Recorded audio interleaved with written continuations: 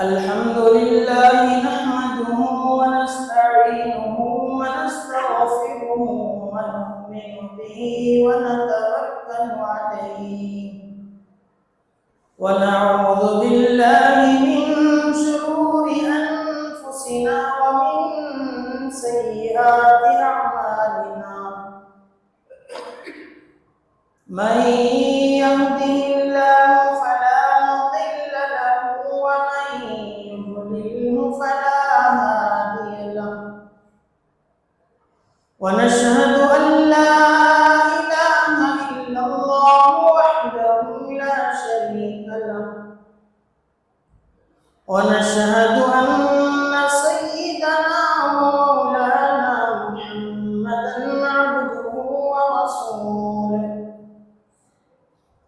أما بعد فأعوذ بالله من الشيطان الرجيم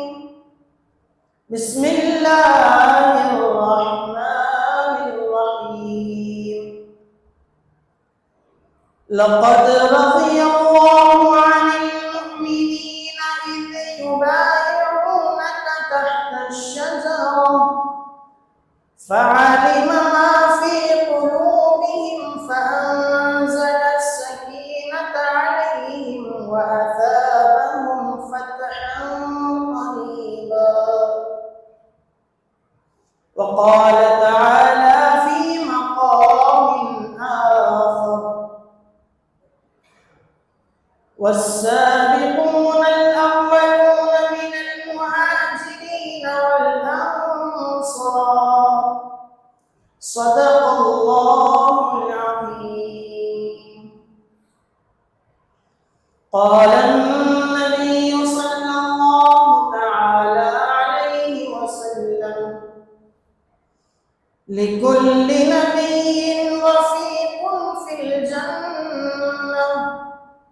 ورفيقي في الجنة عثمان وقال النبي صلى الله تعالى عليه وسلم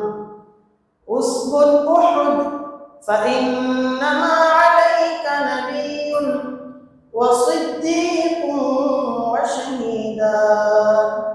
وقال النبي صلى الله تعالى عليه وسلم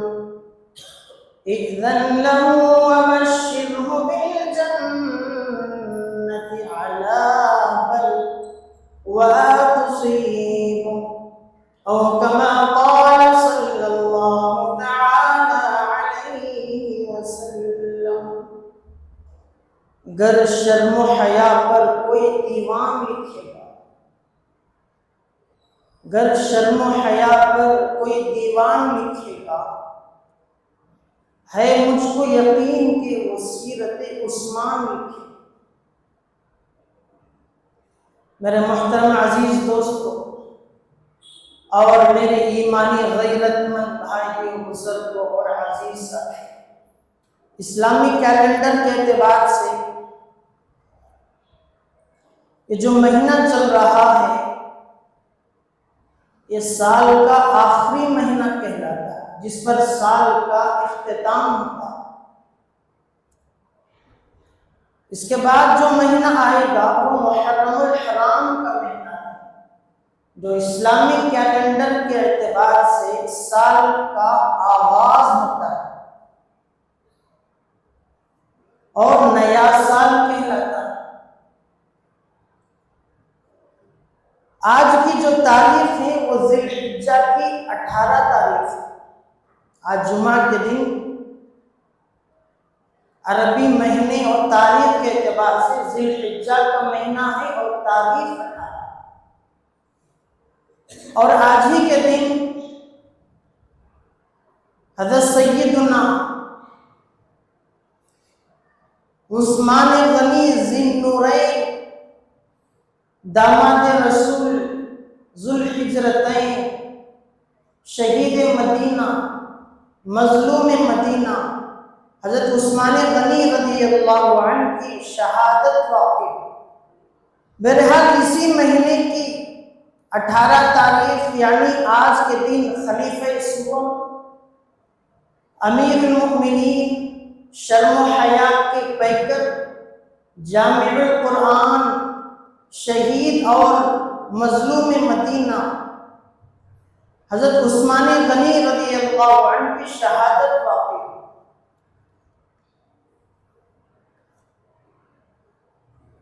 آپ رضی اللہ عنہ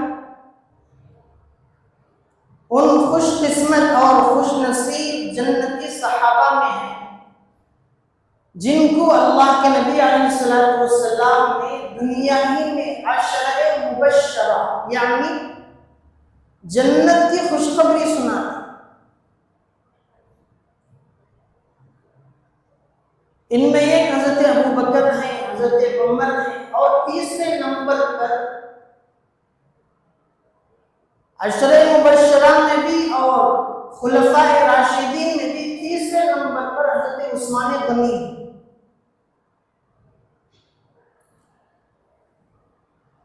آپ رضی اللہ عنہ کا نام عثمان، والد کا نام عفان تھا، اور آپ رضی اللہ عنہ کو لوگ دو لقب سے پہچانے جاتے ہیں، یعنی ایک نام ہوتا ہے، ایک لقب ہوتا ہے۔ وہ کسی مخصوص وجہ سے وہ لقب لوگ دیتے ہیں۔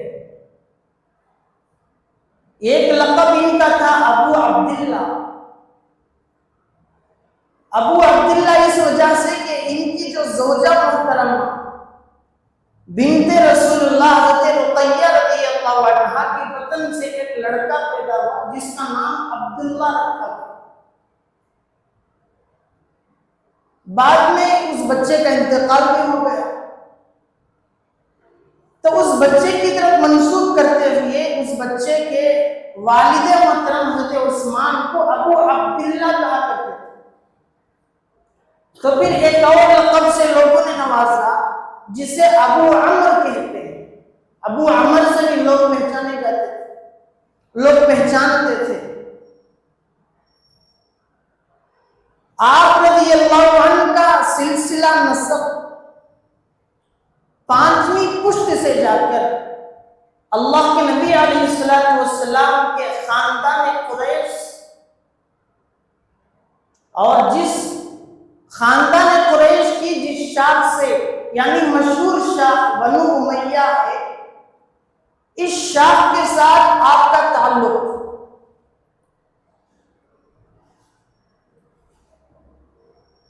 اور ان کی آپ صلی اللہ علیہ وسلم سے ایک اور رشتہ داری بھی ہے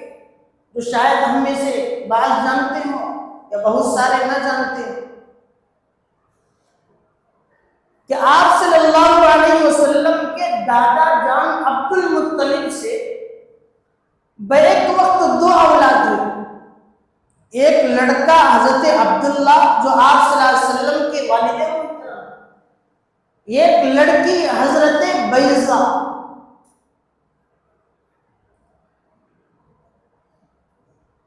تو حضرت بیضہ میں جو عبد المطلب کے صاحبزادی جو حضرت عبداللہ کے ساتھ پیدا ہوئی، اس لڑکی حضرت بیضہ سے جو اولاد ہوئی، یعنی رشتے کے اعتبار سے حضرت بیضہ حضور صلی اللہ علیہ وسلم کی پھوپھی ہوئی، اور یہی حضرت بیضہ حضرت صلی اللہ علیہ وسلم کی پھوپھی حضرت عثمان غنی رضی اللہ عنہ کی سگی نانی کہلاتی ہے۔ تو اس میں تو اور بھی زیادہ قرابت داری ہو گئی۔ آپ رضی اللہ عنہ کہ جہاں آپ کی سخاوت مشہور ہے، آپ کی دریا دلی مشہور ہے، آپ کی ہمدردی، محبت، میانہ اچھے تعلقات، خوش مزاجی، بغیر سوچے سمجھے لوگوں کا تعاون کرنا، اللہ کا دیا ہوا مال، اللہ کی دی ہوئی دولت مخلوق کی خدمت کے لیے لگا دینا، جہاں ان کی یہ خوبیاں ہیں، ان کی اور بھی خوبیاں ہیں، یہ اور بھی القابات سے لوگوں نے ان کو نوازا۔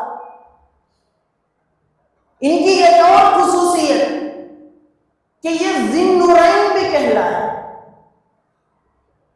ذی نورین اس وجہ سے کہ جب سے کائنات بنی ہے، کائنات کا وجود عمل میں آیا، اس وقت سے لے کر حضرت عثمان غنی رضی اللہ عنہ، بلکہ اب تک بھی سمجھ لیجیے،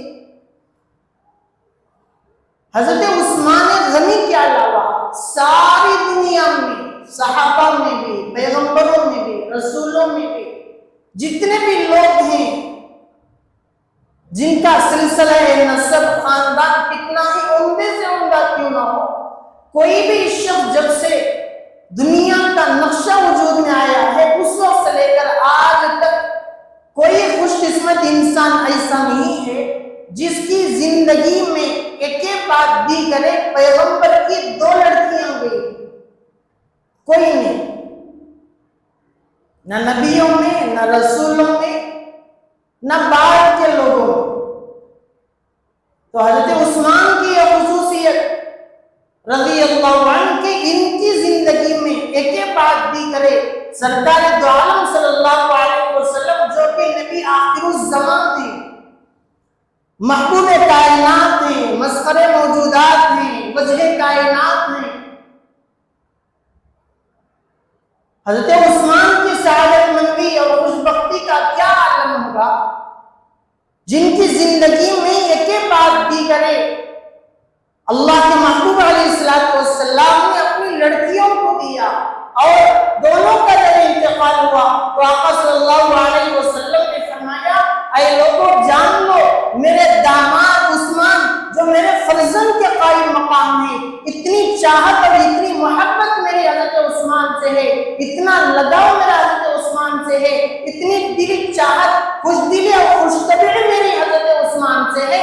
1 یا 2 نہیں، اگر میرے پاس 40 لڑکیاں ہوتی، وہ 40 ایک کے بعد دیگر انتقال ہو جاتا، تو تب بھی سب کے سب میری اپنی صاحبزادیوں کو میں حضرت عثمان کی خدمت کے لیے دے دیتا۔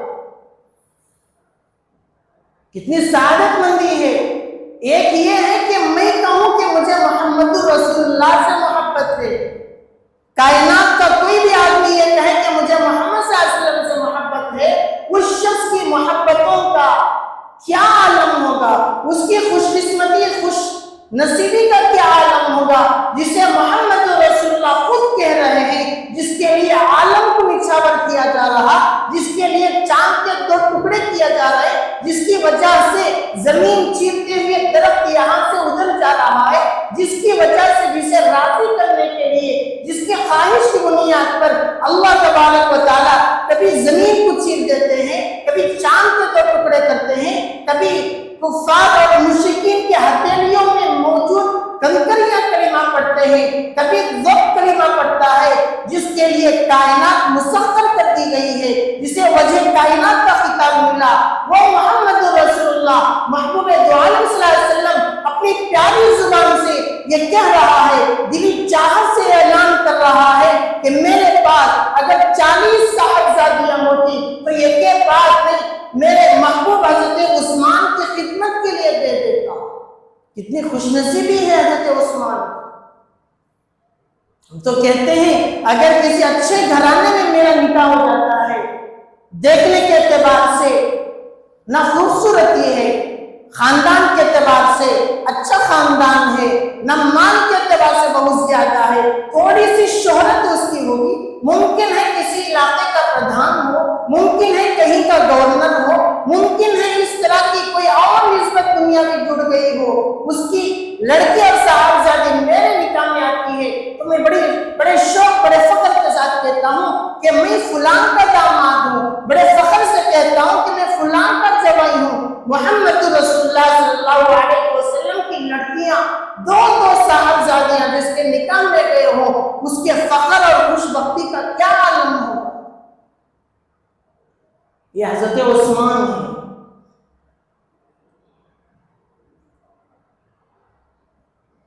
اور ایک اور خطاب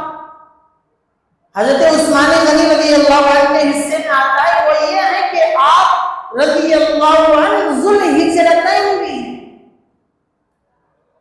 اس میں بھی ایک نکتہ چھپا ہے کہ دین اسلام کی خاطر، قرآن کے تحفظ کے خاطر، اسلام کی بقا کے خاطر، اعلاء کلمت اللہ اور احقاق حق کی خاطر کئی صحابہ کرام نے ہجرت کی۔ ان میں سے اکثروں کے حصے میں ایک ہجرت آئی، حضرت عثمان غنی رضی اللہ عنہ، اور ان کی اہلیہ وہ خوش نصیب خوش بخت خاتون ہیں جنہوں نے 2 ہجرتیں کی اسلام کے خاطر، مال کمانے کے لیے نہیں، جھوٹا پیار اور جھوٹی محبت کے لیے نہیں، جس محبت کے لیے، جس دنیا والوں کو راضی کرنے کے لیے۔ آج کل ہم اپنے والدین کو چھوڑ دیتے ہیں، بھائیوں بہنوں کو چھوڑ دیتے ہیں، رشتہ داروں کو ٹھوکر کی چوکٹ پر اڑا دیتے ہیں، والدین کو جوتے کی نوک پر رکھ کے اڑا دیتے ہیں،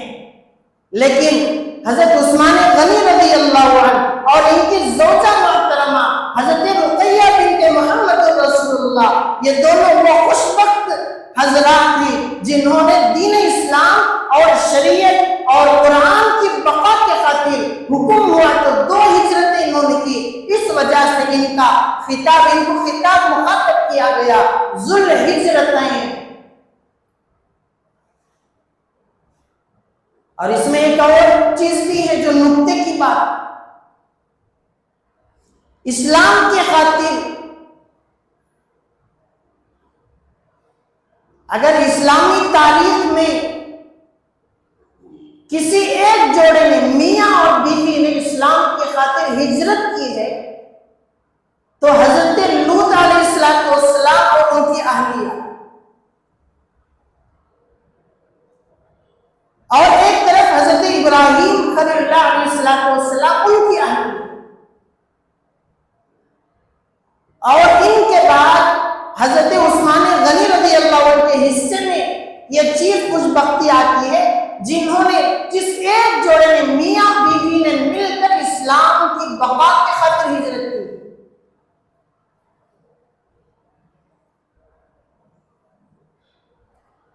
حبشہ کی بھی ہجرت فرمائی اور حکم ہوا تو مدینہ المنورہ کی بھی آپ نے ہجرت فرمائی۔ حضرت عثمان غنی رضی اللہ عنہ کی طبیعت بنفس نفیس بڑی پاکیزہ، صحابی رسول ہیں، یہ نسبت ہی بہت ہے۔ صحابی کو کسی، اللہ کے نبی علیہ السلام کو کسی نے خواب میں بھی دیکھا تو وہ آنکھیں تو میرے پیاروں چومنے کے لائق ہیں۔ اگر کسی نے کہہ دیا کہ گزشتہ کل رات میں مجھے نبی آخر الزمان محمد صلی اللہ علیہ وسلم کی زیارت ہوئی ہے تو دل کی اہل ایمان کا دل چاہتا ہے کہ دوست وہ آنکھیں کھولا جن آنکھوں سے تم نے خواب میں محمد رسول اللہ کو دیکھا ہے، آپ کی آنکھوں کے خاطر تو میرا جان مال سب کچھ قربان، لائیے تو وہ آنکھیں میں چوموں تو صحیح۔ چومنے کو دل کرتا ہے وہ آنکھیں جو 1400 سال کے عرصے کے بعد محمد رسول اللہ کو خواب میں دیکھتی ہے، تو ان آنکھوں پر کیوں نہ قربان جائیں جو رسول اللہ صلی اللہ علیہ وسلم کو نیند میں دیکھا، بیداری میں دیکھا، سفر میں دیکھا، حضر میں دیکھا، مختلف غزوات میں دیکھا، مہمان بن کے دیکھا، مقام میں رہ کے دیکھا، مسجد نبوی میں دیکھا،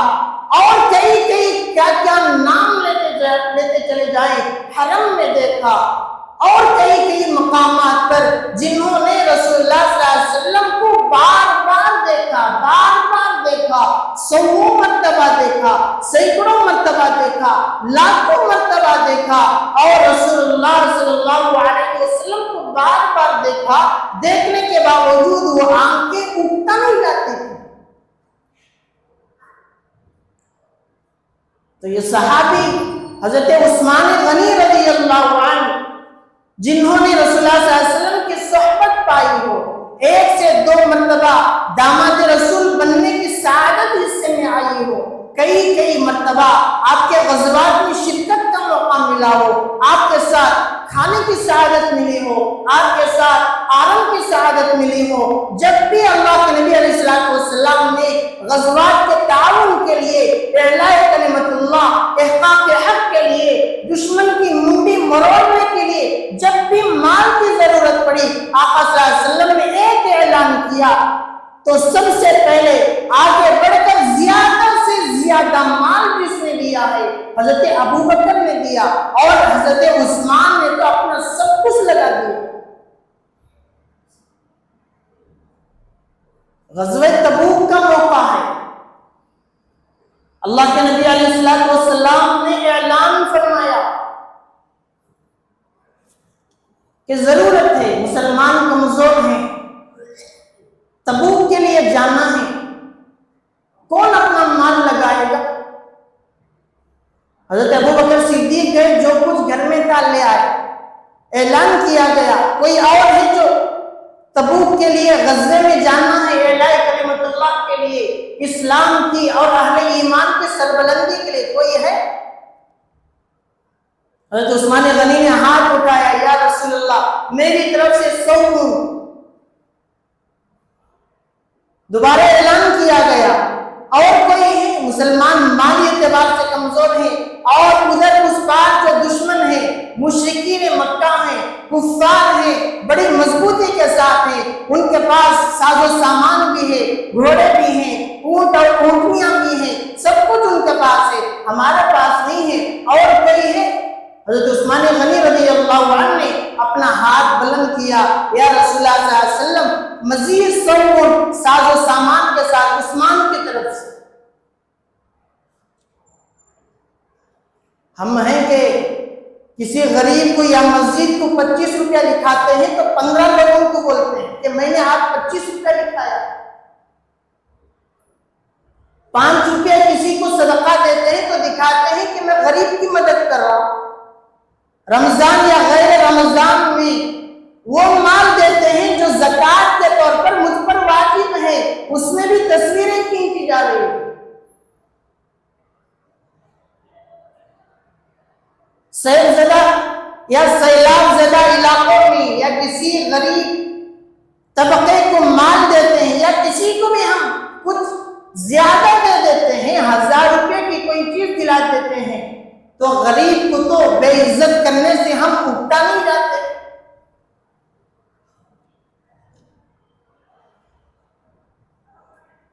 یا حضرت عثمان غنی رضی اللہ عنہ 100 اونٹ نکالے، ساز و سامان کے ساتھ 100 اونٹ، مزید اعلان ہوا، یا رسول اللہ اور 100 اونٹ لکھ لیجیے عثمان کی طرف سے ساز و سامان کے ساتھ۔ فرماتے ہیں کہ غزوہ تبوک کے موقع پر حضرت عثمان غنی رضی اللہ عنہ نے 600 اونٹ کل ساز و سامان کے ساتھ تبوک کے موقع پر دیا۔ میرے دوستو، ہم تو صرف 1 اونٹ کی قیمت ساری زندگی نہیں دیتے، کہاں دیتے ہیں؟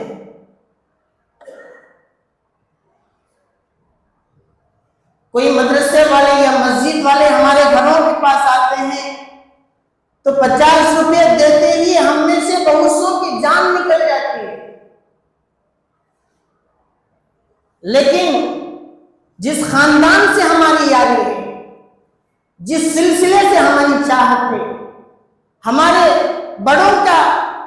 جہاں ہمارا تعلق ہے، ہمارا جس ذات کے ساتھ، جن لوگوں کے ساتھ، جن تنظیم کے ساتھ، جن افراد کے ساتھ ہمارا بیک گراؤنڈ جہاں ملتا ہے، ان کو دیکھ لیں اور ہم اپنا آئینہ دیکھ لیں۔ جو کچھ تھا صحابہ کا جذبہ کے دے دیا گیا، مزید اعلان ہوا۔ ایک وقت ایسا آیا کہ مدینہ المنورہ میں بیر روما کنواں، جو ایک یہودی کے قبضے میں تھا، کہ جب ہجرت کر کے تمام کے تمام مسلمان مکے میں حالات ناسازگار تھے، پریشانیاں تھی، تو یہاں سے ہجرت کر کے جب مکے چلے گئے تو یہودی کے قبضے میں ایک کنواں تھا، وہ قیمت پر دینا چاہتا تھا، اور وہ قیمت لگا رہا تھا، جو تمام کے تمام مسلمان مل کر چندے کے طور پر بھی ادا کرنا چاہیں، اپنا سب کچھ دے کر بھی لگانا چاہیں تو نہیں خرید سکتے۔ حضرت عثمان غنی رضی اللہ عنہ کو اطلاع پہنچی، دیکھا کہ سفر سے واپس آئے، دیکھا کہ مسلمان پریشان، صحابہ سے پوچھا کیا بات ہے؟ فرمایا کہ ایک ہی کنواں ہے اور یہودی کے قبضے میں ہے، وہ اتنا مال کا مطالبہ کر رہا ہے کہ ہم نہیں دے سکتے، اور ہمارے پاس ایسی کوئی مالیت نہیں ہے کہ جسے ہم کوئی کھیت بیچ دیں یا کوئی کنواں ہے اس کو بیچ دیں یا کوئی مکان ہے اس کو بیچ دیں، ہمارا سب کچھ تو مکے میں رہ گیا، مدینے میں تو ہمارا کچھ نہیں۔ تو حضرت عثمان غنی رضی اللہ عنہ نے اسے خریدا 35,000 دراہم میں، جبکہ اس کنویں کی اتنی قیمت نہیں تھی، اور اس کی تو اور بھی تاریخ ہے، لیکن بڑی رقم حضرت عثمان غنی رضی اللہ عنہ نے خریدا، بڑی رقم کے عوض میں کنواں خریدا، بیر روما اور رسول اللہ صلی اللہ علیہ وسلم کی خدمت میں عرض کر دیا۔ جب اللہ کے نبی علیہ السلام کو اس بات کی اطلاع پہنچی کہ اتنا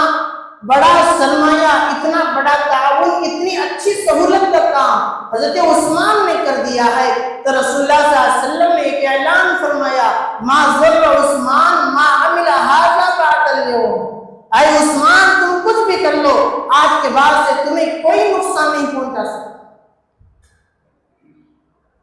ما ضر عثمان ما عمل هذا بعد اليوم، اے عثمان تم کچھ بھی کر لو، تمہارا کوئی نقصان نہیں پہنچا سکتا۔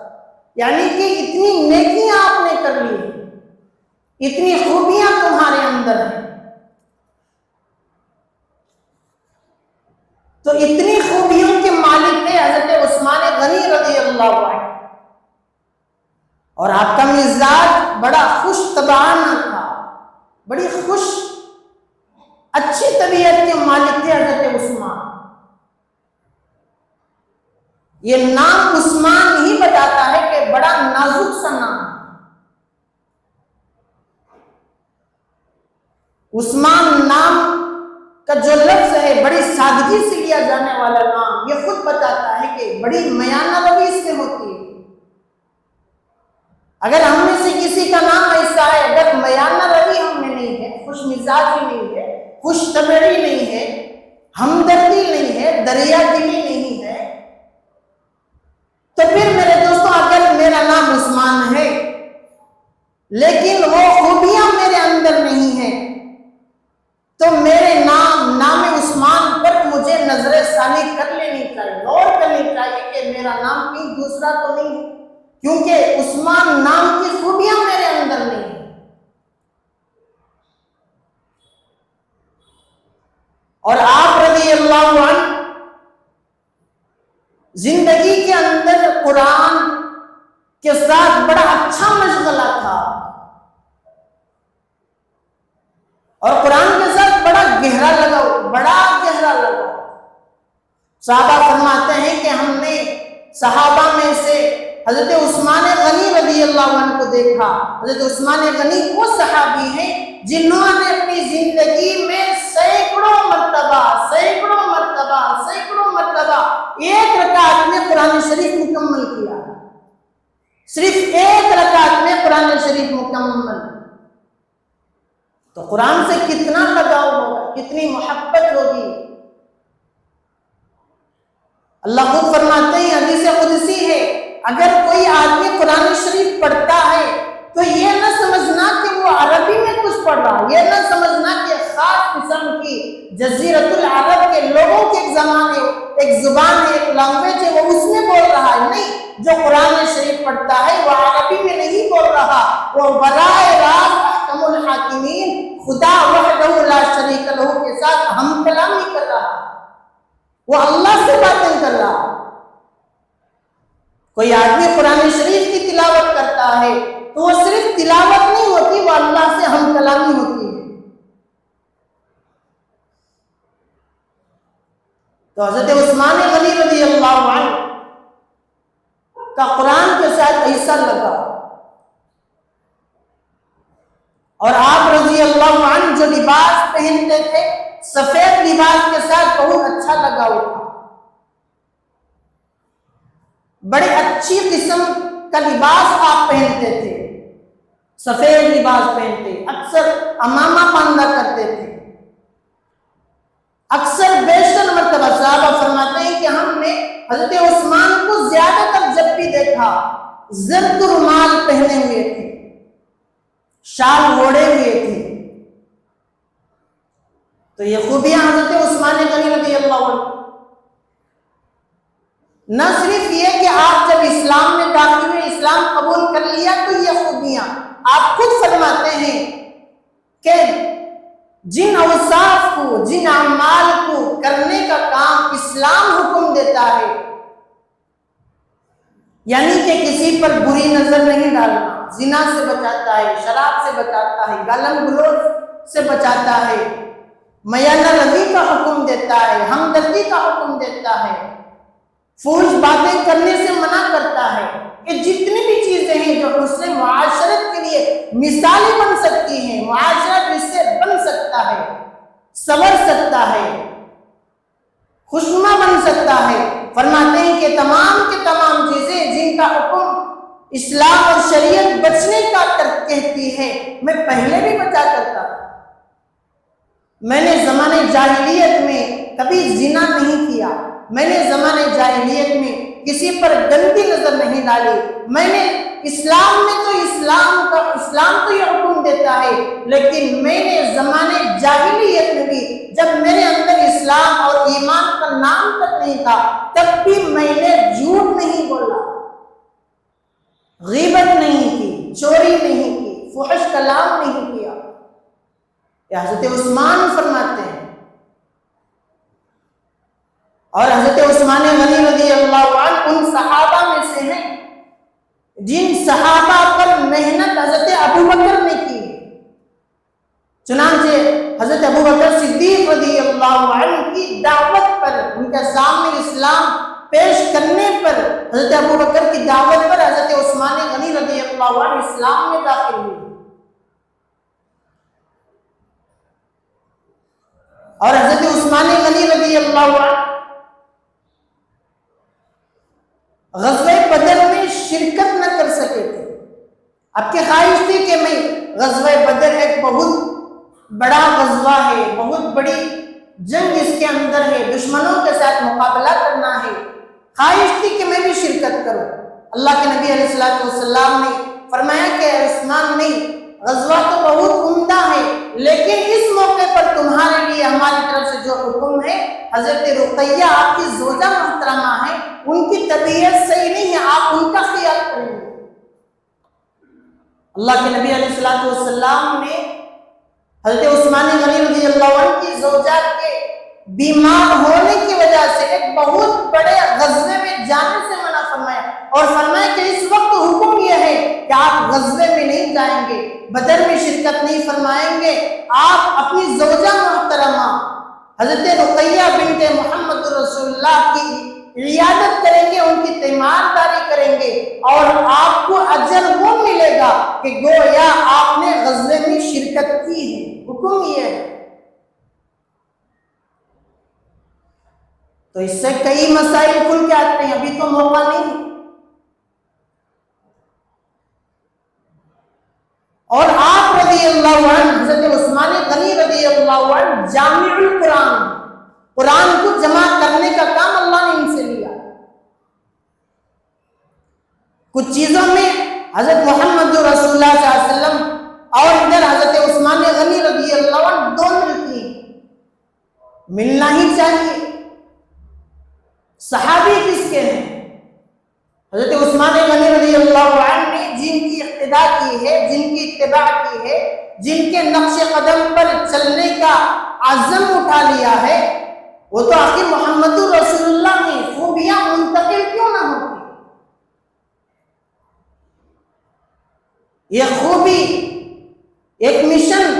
کہ حضرت عثمان غنی رضی اللہ عنہ نے اپنی حیات طیبہ میں اٹھایا، وہ رسول اللہ صلی اللہ علیہ وسلم سے ملتا جلتا ہے۔ فرماتے ہیں کہ رسول اللہ صلی اللہ علیہ وسلم ان کے اوپر قرآن شریف نازل ہوا تھا، چنانچہ آپ صلی اللہ علیہ وسلم حامل قرآن ہیں۔ جب قرآن شریف کو آقا صلی اللہ علیہ وسلم نے اٹھا کیا، جب اسے لکھنے اور جمع کرنے کا کام آیا تو حضرت عثمان غنی رضی اللہ عنہ سے اللہ نے لیا۔ مماثلت اور مشابہت اس میں یہ ہے کہ آقا محمد آخر الزمان صلی اللہ علیہ وسلم اپنے زمانے بھر کے لیے حامل قرآن کہلائے، اور ان کی اتباع و اقتداء کر کے جس نے قرآن شریف کو جمع کیا، حضرت عثمان غنی رضی اللہ عنہ جامع القرآن کہلائے۔ تو یہ حضرت عثمان غنی رضی اللہ عنہ، اور آپ کی زندگی کا ایک یہ بھی حسن تھا کہ آپ رضی اللہ عنہ فدائے قرآن تھے، قرآن پر تو اپنی جان نچھاور کرتے، اور ہوا بھی وہ، انشاءاللہ اس کی تفصیل اگلی جمعہ میں عرض کروں۔ آپ رضی اللہ عنہ کاتب قرآن بھی تھے، قرآن آپ نے لکھا بھی، جامع قرآن بھی آپ، اور آپ اہل قرآن کا، حفاظ کا، علماء کا، فقہا کا اور قرآن شریف پڑھنے والے بچوں کا بڑا احترام فرماتے تھے،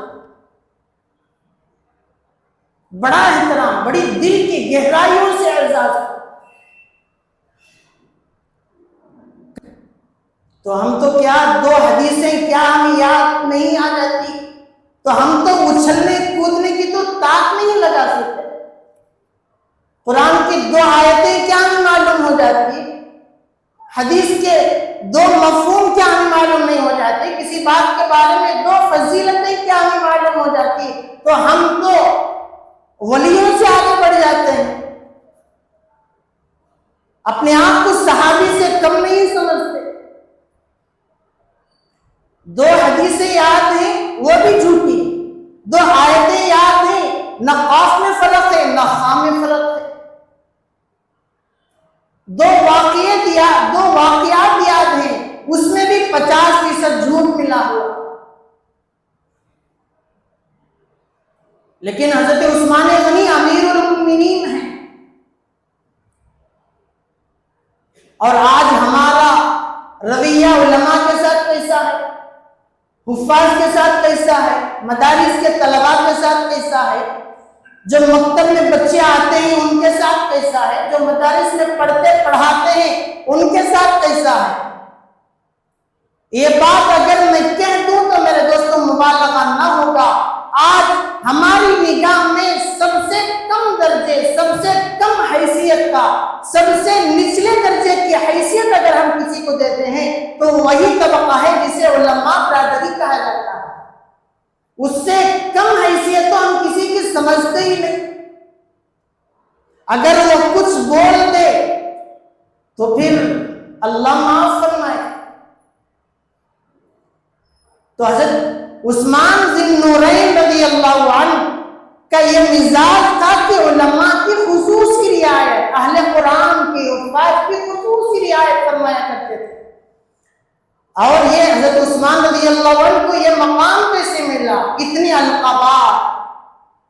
ایسے چیزیں اللہ نے ان کو حیات طیبہ میں عطا فرمایا، اس کی وجہ صرف یہ ہے کہ نسبت مصطفیٰ کی انہوں نے لاج رکھی، اس چیز کی انہوں نے لاج رکھی کہ میری نسبت مصطفیٰ کے ساتھ ہے، ہماری بھی نسبت مصطفیٰ کے ساتھ ہے، لیکن ہماری اپنی حرکتیں تو دیکھیں، ہمارے کرتوت کو دیکھیں۔ ہم کہتے ہیں کہ ہم عاشق رسول ہیں، محمد رسول اللہ کا کلمہ پڑھنے والے ہیں، لیکن محمد رسول اللہ کا کلمہ پڑھنے والے کبھی جھوٹ نہیں بولتے، کلمہ پڑھنے والے کبھی دغابازی نہیں کرتے، دھوکہ نہیں دیتے، ظلم نہیں کرتے، جبر نہیں کرتے، حقیر نہیں سمجھتے، دو امیر اور غریب میں فرق نہیں کرتے، اعتدال اور انصاف قائم کرتے ہیں۔ کون کرتے ہیں؟ جو نسبت مصطفیٰ کی لاج رکھتے ہیں۔ نسبت مصطفیٰ بھی عجب چیز ہے، جس کو نسبت نہیں اس کو عزت نہیں۔ خود خدا نے قرآن میں نبی سے یہ فرما دیا، آقا جو تمہارا نہیں وہ ہمارا نہیں۔ اللہ تبارک و تعالیٰ سے دعا فرمائیں، اللہ تعالیٰ مجھے اور آپ کو ان کہی اور سنی باتوں پر عمل کی توفیق عطا فرمائے۔ وآخر